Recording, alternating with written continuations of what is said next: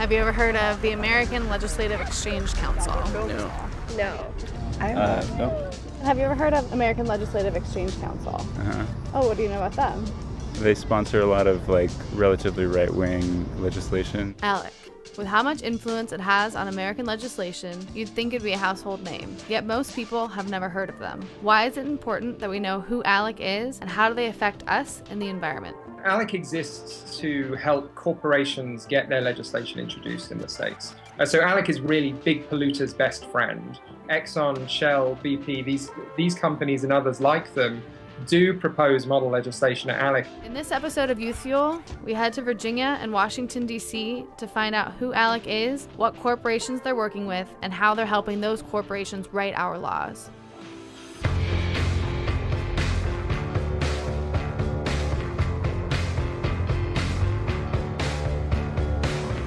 I'm Vanessa Black. I'm a filmmaker and an activist, and I'm traveling around America to find out more about our biggest polluters and climate change deniers.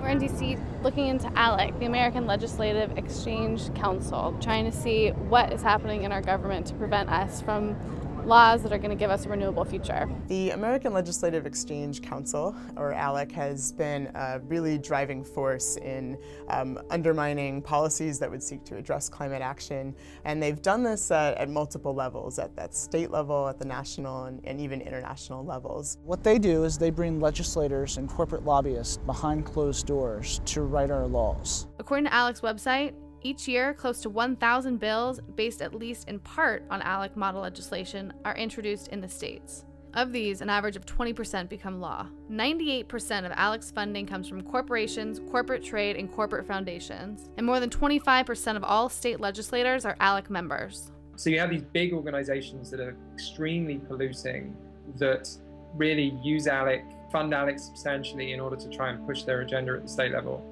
They are increasingly funded by fossil fuel, coal, oil, the Koch brothers. It's becoming more and more part of who they are versus pushing other legislation. After learning about ALEC, I wanted to talk to them in person about how they create legislation behind closed doors. Thank you for calling the American Legislative Exchange Council. I wanted to see if there was someone at your organization who'd be willing to make some comments. My request for an interview was never acknowledged, but here's what I do know. ALEC is made up of 2,000 conservative legislators, over 100 of which are in leadership positions, and over 300 private sector representatives. States are constantly passing resolutions demanding that the federal government block the Environmental Protection Agency's ability to do just about anything. We've been tracking ALEC's actions and pushing back against misinformation that they've spread. For example, one of them is they talk about there being many causes of climate change, and we can't put the current changes on, and I think it agrees that it's happening, but we can't attribute it to CO2 emissions. There is zero uncertainty that this is caused by human activities and release of greenhouse gases, including carbon dioxide. They're not acknowledging the science of climate change, and as a result, they're able to push their own agenda. Now that we understand what ALEC does and what they stand for, how does this play in the real world? Let's look at Ohio, where John Kasich became the first governor to freeze legislation for renewable energy. When Governor Kasich became a legislator, he joined ALEC. The bill that he froze was Renewable Energy for Ohio and Energy Efficiency Act. It basically freezes the current standards in place and then puts into existence a 2-year study period. The reality is he killed an industry at least for 2 years, and a lot of it won't come back.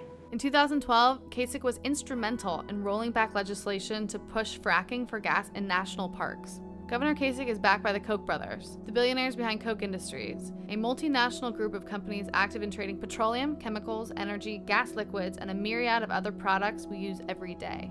Governor Kasich has been intertwined with the fossil fuel industry in Ohio. Now it is becoming less politically viable for companies to be supporting ALEC. In the past few years, we've seen 80 companies publicly leave ALEC and withdraw their support. It looks as though a lot of the companies that are staying are oil and coal and some of the bigger polluters. Right, a lot of fossil fuel interests have continued to support them, and that is problematic in that there is a lot of power and money, of course, behind them, and it does, so Alec continues to be a powerful force that needs to be kept in check. On your website for Progress Ohio, you have banners that say Stand Up to Alec. What are those for? You go to standuptoalec.org, what you're going to see are opportunities to try to talk some of these corporations that give money and sit there with Alec at their boards and get them to quit. Why don't you think more people know about this? I think people are cynical, and rightly so. The more you talk about it, the more people begin to understand it, but I think they feel powerless. You don't see the immediate return of writing an email. You might think you're just one voice, but you can make a difference. Just a couple weeks ago, Microsoft dropped out of Alec. We cannot be discouraged. We can reclaim our democracy and step up to the challenge of fighting these giants on the local playing field. We can stand up to these companies online, but offline, our dollars count as votes too. The more we know about these companies, the more empowered we are as individuals, and the more motivated we are as a society to move to a healthier planet. Join the growing movement to solve the climate crisis and fuel a cleaner future.